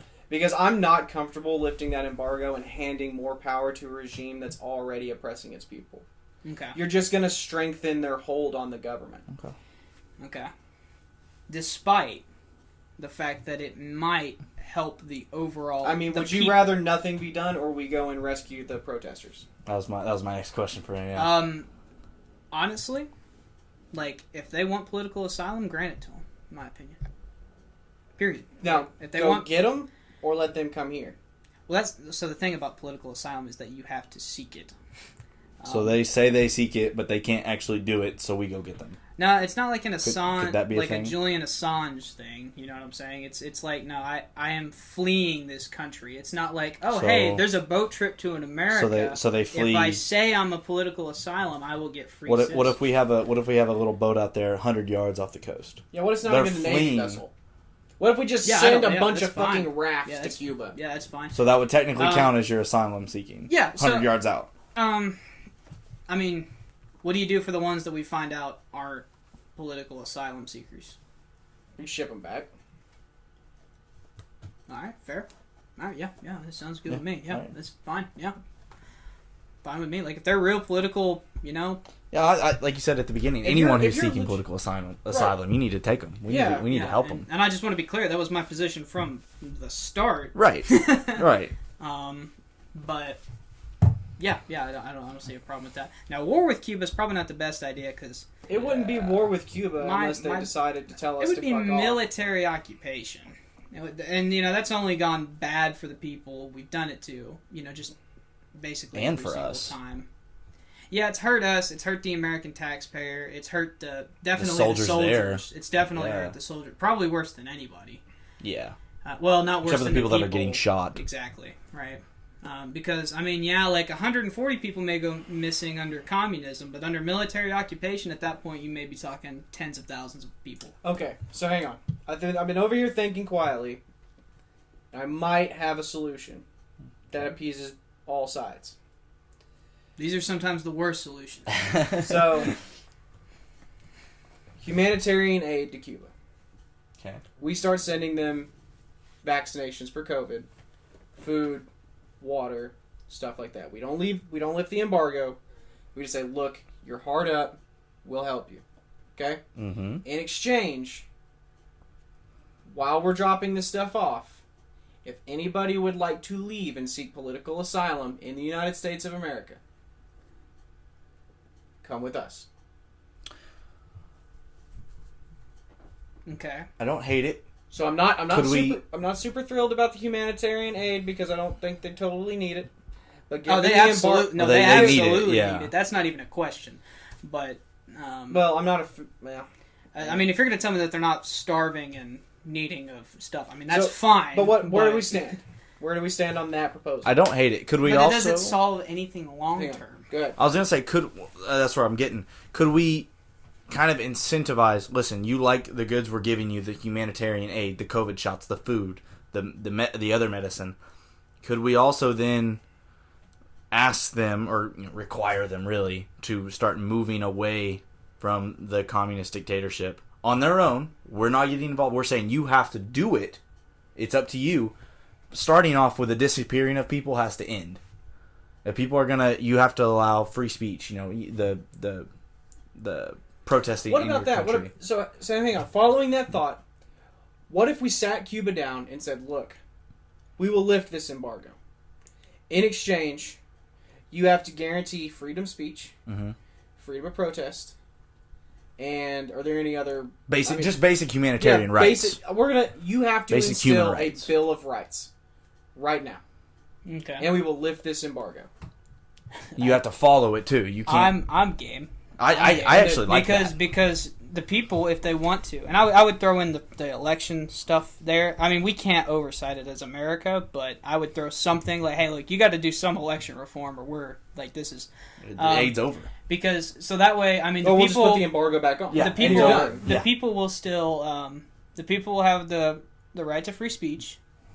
They'll have the right to protest, without the fear of disappearing. Free and fair election. And they'll get to vote for what the people of Cuba actually really want. Right. And I think that's something. And if that's another we can communist, all that's another agree. communist. Well, Do we it keep would the blockade probably open then? yeah, that's the thing. So you're going to get people who are saying, well, they're still voted communist because most of South America, the Caribbean, they're mostly way left. What of if the we United had? What if we States. also stipulated that America gets oversight over their first election? You see, whenever we do that, we tend to Stay. rig it and never leave. Yeah, we would 100% rig it. That was the whole Saddam insane thing. I like how. But he he's Yeah, already that's admitted clever. that he's rigging elections. So can we trust him? Well, it's not that he said he was rigging the elections. He said that he has failed them and he could do better. He's trying, but he's also Because fighting he's corruption. not and like stuff. Fidel. Fidel was president for life. Yeah. pretty much. Yeah. And then his brother Raul took over, and then now this guy. I think he's been in just a short amount of time. It's He's been actually, 6 months. Yeah, but. Well, Raul didn't have the cred, And that he's Fidel at least got aspirations. But he had the name. to help them. did. Right. But a lot of people in Cuba are corrupt. Believe it or not. I just can't. I can't hear that. I can't hear that he's doing better and he's trying his best and yada yada yada. Right. while I know it's still hard to think that disappearing. communists want free and fair elections. That's not I the know. fucking point, Wyatt. The point is he's saying all this and still disappearing 140 people. Well, you understand. It's not necessarily him It's grabbing like, these people. Wyatt, I want you Okay. to be able to spread your opinion. Oh, well, Guess he can't do can't it no spread more. his opinion. Right, like the United States I'm government did sorry. at Kent State. Like, hey, Right. now you can speak your opinion. What's your opinion? Look. Yeah. In your opinion, has America been relatively like a great country? Yes. Okay, and that's despite shooting anti-war protesters in Vietnam. We were great then, correct? No. Oh, we were not great then. So America's not always been great. We were great. We had a scab. Yeah. Okay. And so Cuba... There's dark holes So in the Cuba history will of tell America. you, we have been great. This is a scab. Cuba will tell you the same thing. Yeah. 140 people is bad and is rough. The United States government executed a family because they accused them of being communist. Like, the McCarthy trials killed innocent people because we labeled them political dissidents. Yeah. Let's not pretend like we are free of these scabs, right? We put people in concentration camps. But That's true. ultimately, the United States has worked to progress to be better, in my opinion. We have worked to continually We've be grown. better every single step of the way. Mm-hmm. Cuba, this guy, according to at least some people in the UN, some of our allies, there's hope here. He's got to fight a lot of corruption to do it. And, no, he's not going to make this place a free market capitalist paradise. But I'm just saying, maybe stop killing the protesters. Well, yeah, that's included in Right. in the paper we give them when we tell them what Right. to do whenever we give them the humanitarian aid. That's what, and we're not. And I don't want to stipulate. Look, I don't want to say no, y'all can't be communist. I just want to say you're gonna stop fucking shooting people for protesting. That's it. Like, really, if I only get one draw, that's it. Yeah, that's Okay. the big one. Okay, but honestly, give them a Bill of Rights. And you don't, leave the Second Amendment to them if they want it. Honestly, I'd like to see it in Cuba because I'd like to see everybody owning guns. But stipulate a certain Bill of Rights to be instituted. Once instituted and accurately implemented, we will lift the embargo. I like this. this seems like a decent idea. This If is what I'm running we on. can at least push them or pressure them. And it doesn't have to be just us. I think it would be better if we went around with everybody and we, forged, I don't know, like a treaty with the UN, and we said, hey, if they abide by the rules of this treaty and they give up this, we will lift all these sanctions. Yeah, and you got to think too that just us lifting this blockade in the first place offers them so many more possibilities with other nations And opportunity. and opportunity. Yes, yeah. Like, And they're not disappearing people, and they're having elections, and they have the right to protest. That's perfect. yep. So If it went to plan, At that point, is it a communist government anymore, though? oh, Are we absolutely. let them forcing- call. Yeah. Oh, absolutely. And even if it's not, let them call it that. Let them do whatever they want. It's their country. They are a sovereign country. They have their own rights and abilities to do that. I guess so. Yeah. And they for sure have their own rights as a sovereign country. Yeah. I'm just saying, if you do install a Bill of Rights, like property ownership and stuff, which I guess doesn't have to be in there, but even if you have the ability, so Do we know communism, if they have that, by the way? I don't know that they have that. the right to own ownership? property, I don't No, know. no, probably. Well, they have private property they for have sure, to. but I think most of the industry is nationalized. But Well, it's communism. I'm saying do they have freedom of speech over there? I don't think so. I The don't. United I don't wanna States is say- the only country that has codified in our Constitution the freedom of speech. We're the only country. Like in Canada, you Is can that be true? you can be in Canada. You can be arrested for mislabeling someone's gender. I do know that. Yes. Same thing in the UK. Whereas if you're a transgender person and I want to call you a fuckwad, I can do that, and I can't get thrown in jail. Like, I guess I'm transgender now. Yeah. you get called fuckwad a lot, do you? I think that's probably so the Republicans aren't going to be happy with it because they want to keep the embargo. The Democrats aren't going to be happy with it because Democrats want to keep the embargo too. Well, Everyone wants to really? keep the embargo. Oh yeah, everyone. Well, wants to again, the only- this is a 30 years thing. Well, the only people so- I've heard say lift the embargo is the communists. It's de- AOC. Democratic and- people. Right, yeah, so it's People on the it's- Democratic it's aisle. the left-leaning people. So not all Democrats support the lifting of the embargo, Yes. but everyone who supports lifting the embargo is a Democrat. Yeah. Absolutely. And It's AOC, Bernie Sanders. well, I guess they're independent, but you get what I'm It's saying. the communists on the left side that are Yeah. like, you need to just let communism go. Yeah, and like you And said it's too, like the older people, they are still mad that they even thought that they could flex their muscles at us. So it's a principle. Yeah, thing. so a lot of like the older politicians, they're like when Joe Biden first got into office, the Cuban Missile Crisis wasn't that long ago. No. And he was probably one of them people that were like, those 4 years. freaking communists have the nerve, The audacity to pretend that they can stand up. And honestly, it's a little bit admirable that a country that small had that much influence those balls for that long. Yeah. And America literally could not topple them. Well, it wasn't Cuba having the influence. It was Even- Russia even having after- threat of nuclear war. Even after Russia fell, man, nothing happened to Cuba. Besides, I guess, the sanctions continuing. But, I mean, they still didn't topple. Yeah, but we didn't march in and destroy them either. That's what I'm saying. Like We were basically done. Like, the threat from Cuba was the Russian threat. well, That's even true. whenever Cuba in and of itself was never a military threat. But It's even just a when location. even when Kennedy Yeah. got the nukes out of Cuba, right? Okay? Why did we still don't want communism, Because he doesn't have nukes. He's not a threat. but we still don't like why did we try and topple? And I'm not saying we didn't try to topple, but why did we do proxy forces and stuff everywhere else except Cuba? That is an interesting question. Well, the answer is the Cuban people loved Fidel overwhelmingly. Like at least in Nicaragua or wherever it was. I mean, that was a civil war. You know what I'm saying? So Reagan could arm the Contras. Or We would have fund had the to Contras. start a new war in a country that had basically It wouldn't have been decided. a popular. So like we couldn't do a proxy war in Cuba back then. We'd have had to go to war with our soldiers. Right, we couldn't pick a side. And we were already picking the fight with Vietnam, and I guess at the time we thought Vietnam was more of a threat. I don't really know why, but like out of the two, I mean, I probably would have picked Cuba as a bigger threat. Cuba's at least in our hemisphere. Yeah, right? Cuba's Like- But I mean, I don't know. So we have a solution that satisfies all parties then. Okay. Yep.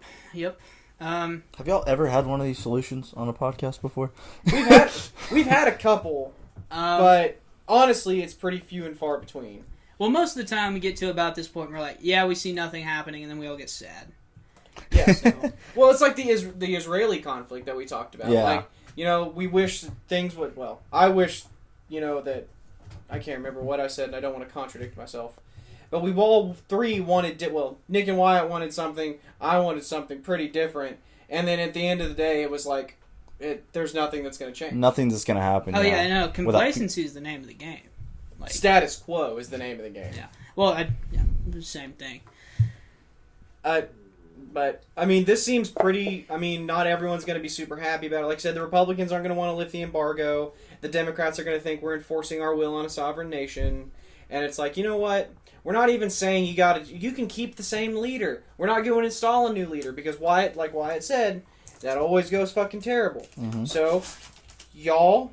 The leader's going to stay in power, but he is going to acknowledge this set of rights. And if he doesn't, y'all get embargoed again. And now we're on to Plan B. So let's just say that there's a massive effort. Let's say at the end of these protests, the Cuban government comes out and says, so there's no treaty, nothing, right? They come out and say, okay, look, we've heard you. We understand your protest. We're going to do some election reform. We're going to make sure you guys' voices was heard and that you can represent that through your government. So they wouldn't necessarily get free speech immediately, right?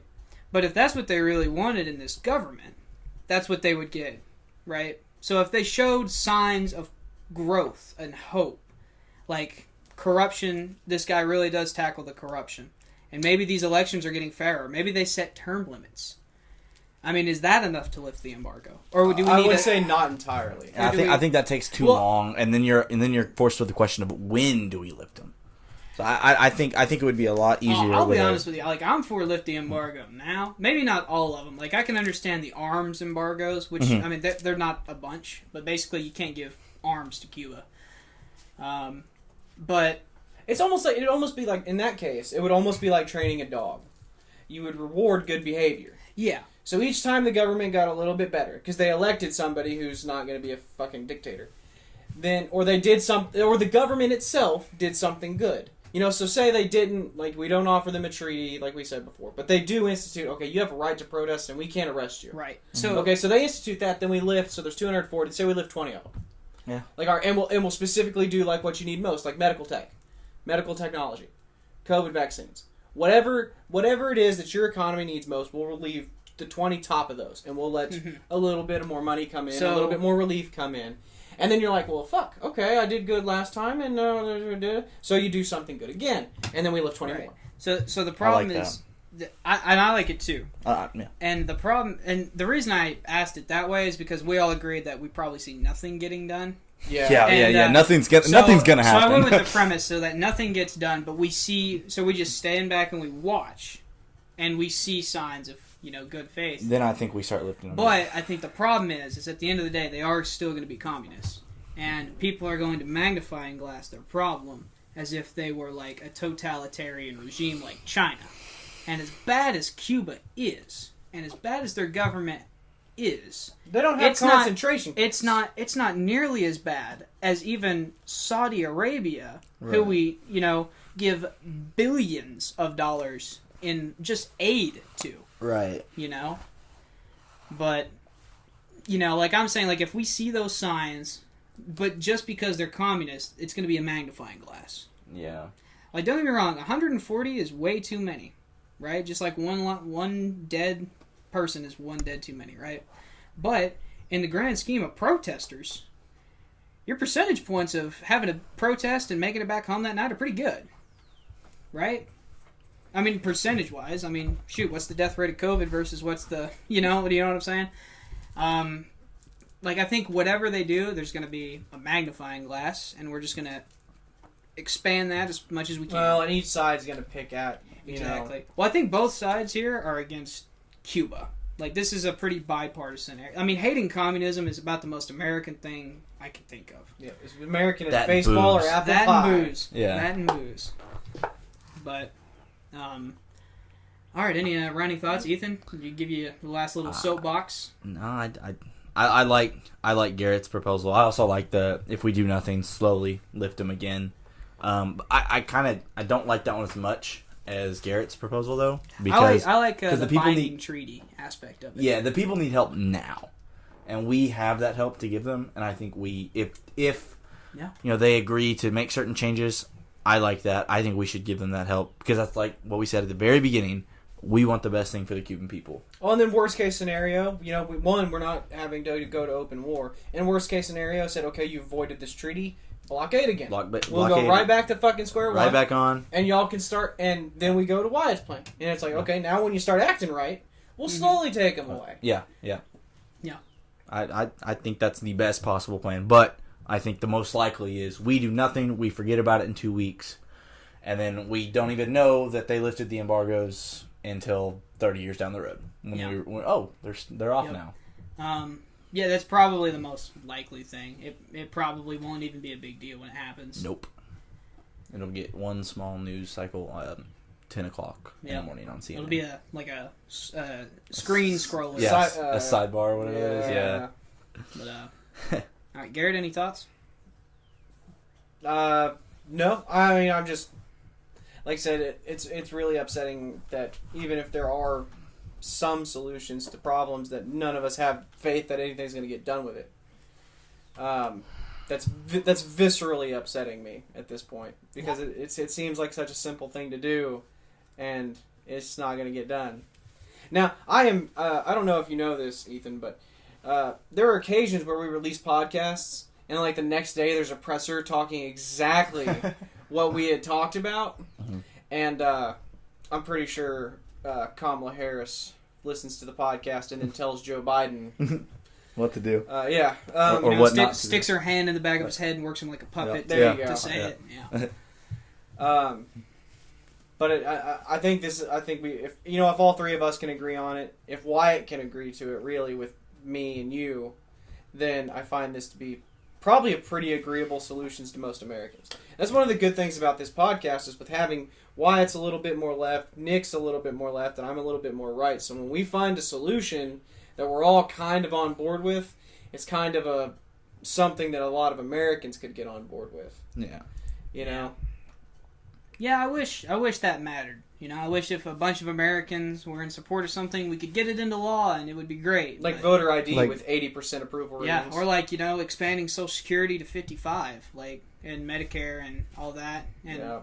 I mean, like, I wish stuff like that could happen, but at the end of the day, if there's no profit motive, it's not getting passed into law. All about the without- dollar. Yep. Which is sad. I'm not quite that, what's the word I'm looking for? Cynical. But I also understand that fucking jack shit gets done anymore. Yeah. And the things that do happen are mostly irrelevant. Yeah. I mean, again, the reason this will be our first political podcast in a while here, and the whole reason for that has been it's been nothing but fucking gridlock for 4 months. Like, We'll see what happens in this infrastructure bill. I don't think that'll be a podcast because we still don't actually know what's in this new one yet. yeah. I've tried to look. I can't find it. We know the number, but I mean, we have. Well, idea. they're gonna. What it's really looking like is they're gonna fucking. What's the word, Wyatt? The process they're gonna use. Budget reconciliation. Yeah, they're gonna reconcile it through. Which basically means you just got to get Manchin and you got to get Christian Cinema on Yeah, it. you can't filibuster a reconciliation bill. Nope. So they're just gonna pass it. Yep. 51 majority. I mean, that was gonna happen anyway. Once you got Manchin on board, like it's not gonna matter. Is he on board? He wrote it. Oh, We found out. shoot. No, well, to be fair, there are two. He wrote a counter to the I knew he wrote the counter. He wrote. So there's two going. I don't right think now. he wrote the one that they're gonna reconcile. I So think they're going there's- with Joe Biden's original. Because the premise is like you guys aren't going to accept the compromise from Manchin, so I'm just going to give you the shaft of my whole throbbing Right. package. So, So I think the one Manchin went for was 2.2 or something like that. It may have even been as high as 2.5. The one that Bernie and Chuck Schumer are going for is 3.5 over 10 years. Both of those are over 10 years. So that's a lot of money flooded into an already inflated economy. yeah. Like, We'll see what it does. It won't go into effect until 2020. I think they said 2023, 2024 is whenever like the start of the funding is going to play. And that will at least help fight the inflation problem. So it's not like the money's going to get pumped now. But and I don't know why they would wait that long other than to wait the inflation. I mean, maybe I know why. the start of what? If they put it off till 2024, then everyone. So let's say it gets passed. It's like, all right, it's going to start in 2024. Yeah. So you're going to Democrats, the way it's going right now, you're going to lose the House or you're going to lose the Senate and probably the House. No, at least the House. Yeah, you'll lose that. They're losing the House. Period. Yeah. So you're going to lose Congress. Yeah. Okay. So if it starts in 2024, that gives Biden or Kamala Harris a huge running potential. Yeah, it's a big running platform. topic. Right. Well, Because it's like, okay, if you elect DeSantis, he's going to shut down this package before it even gets started. And by that point... so the way budget reconciliation works, you cannot, if it gets passed, let's say they pass it this year, you cannot come back in 2024 and say, well, they passed it in 2024, but it hasn't been enacted yet, so we're just going to cancel it. That's not how it works. You can't change budget reconciliation really at all because it's set in stone. That was the big deal with the Iraq War, is they passed that through budget reconciliation because Democrats weren't fucking having it. Yeah. You know? So, I mean, they can still run on it in 2024. They're saying, like, look at what we did, and Yeah, this look is at what we fixing to did. come up, and, I wish Republicans used budget reconciliation more, but as far as, like, policy ideas like that, I don't know what Republicans would use it for. I mean, we do use it enough to cut corporate taxes and shit like that. Yeah, that's how Congress can cut taxes, which kind of. But To me, it's I would unconstitutional. agree with you. The thing with the Republicans is a lot of the battles we want to fight, you don't fight with money. Well, Like- yeah. So that's. Go ahead. Like I you didn't can't. catch it. I mean, you can't fight abortion with money beyond what you're gonna fight with a budget anyway. Well, Like, I say we defund Planned Parenthood, but it's separate. Oh, fucking absolutely. We'll have a podcast about that, I'm sure. did we just agree on an abortion aspect? Yeah, a lot actually. But so the thing about budget reconciliation is that, and this we're off in the weeds at this point, but Yeah, we're closing out the podcast. But so you have to have it paid for. So you can't just say, okay, we're gonna do infrastructure and it's gonna cost this much. It has to be paid for in budget reconciliation. You have to divert funds from somewhere. You have to increase taxes. It has to be on paper. How you're going to pay for it. How you're going to pay for it. And how are we paying for this 3.5 billion? Corporate tax rate increase. So the compromise had no increase in corporate tax rates. Really? Yeah, the Manchin's bill. Because that's why Romney and the other pussy-whipped Republicans were like, "Oh yeah, we'll get on board." I'm surprised it didn't. More Republicans weren't on board. I was about to say, I don't think they like the meat of the. Yeah, there's a lot of other aspects of the bill they don't like. Well, speaking of which, have y'all heard what they put in the news? I talked to Wyatt about it. They're something about amnesty for migrants that have come from the southern border. Oh yeah. That's a new thing. Is this in the budget? The budget bill, yes. Or is this? Yes. Okay. Yes, they're pushing it through that budget bill Yep. because that would never pass in the Senate with the filibuster. But on the other side of that, as good news for Republicans, DACA in Texas just got ruled unconstitutional by a federal court judge. Really? Just in Texas? A federal court judge in Texas said that it was an overstep of the executive branch what Barack Obama did with DACA. Huh. So, even if they get it passed, maybe. Right. Amnesty's not quite the same thing as DACA. Because we have precedents. Well, amnesty's just making them citizens. Right. That's then the problem is, so really the only big times that I'm thinking of where like amnesty was granted on like a mass scale, like Reagan and Bush. I mean, that's pretty big precedence right there. I think Reagan, I don't remember how many he let in, and Bush. Well, I'm not trying to say amnesty is not constitutional. I'm just saying DACA was an overstep of the executive. Okay. Which I'd have to look more into exactly what DACA did in the case and what aspect of it was an overstep. I wonder, do you know if it's DACA in general or if it's like a specific case? It is DACA. And that's a big deal. Interesting. That's a big deal. All right, anything wrapping up? Like you said, you come to a gridlock on these political podcasts a lot of times, and this time, we sort of found a solution. But I'm just saying, we're not the people to come up and actually enact these solutions. But 2036, I'll be able to run for president. So, vote for me then. Look for me on the ballot, and I'll be on the ballot with you. Yeah, and my VP right here. We can make the changes that we talk about right now. Let's see. You have to be 35 to run for president. Right? Yeah. I'm almost 30, so I don't know when. But I've wanted to run for president for a long time. I was actually going to run for the Oklahoma House of Representatives in 2021, maybe 2022, maybe. But that's good, We gotta get young blood in Congress, and young blood. I don't know that you want that. The young blood looks a lot like Nick on the political compass test. Like that's very true. We're socially liberal. I would say, yeah. Like as a conservative, I'm saying you as a conservative. I'm not saying me. I'm saying as a conservative, like if I was one, I would want old people. I would want old people as old as we can get. Old and rich. There are a few exceptions, but for the most part, you want old people. Old, rich evangelicals. Yeah. If you're a conservative, that's what you want. All right. I'm one of those. Garrett, anything else? Old rich. I'm one. No, I don't think so. All right. Well, we'll try and get back more into politics hopefully soon. Ethan, I hope you come back for at least a couple more of these. Yeah, this was fun. I had a great time. This is nice. This is awesome. Yeah, I felt like we had genuine discussion. All right. Well, I'll talk to y'all later. This has been the Refined Peasants.